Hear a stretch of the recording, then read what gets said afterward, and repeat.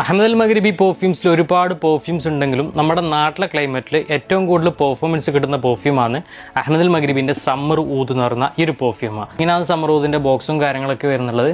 ഒരു ബ്യൂട്ടിഫുൾ ആയിട്ടുള്ള ബോക്സാണ്, ഒരു ഹാർഡ് ബോക്സിലാണ് ഈ ഒരു പെർഫ്യൂം വരുന്നുള്ളത്. ഇങ്ങനെയാണ് പ്രസൻറ്റേഷൻ വരുന്നുള്ളത്. 60 ml ആണ് ഈ ഒരു പെർഫ്യൂം വരുന്നുള്ളത്. ഇതാണ് ബോട്ടിൽ, നല്ലൊരു അടിപൊളിയായിട്ടുള്ള ബോട്ടിൽ, ബ്രൗൺ വിത്ത് ഗോൾഡൻ ക്യാപ്പ്. നമുക്ക് ആറ്റോമൈസറും ചെക്ക് ചെയ്ത് നോക്കാം.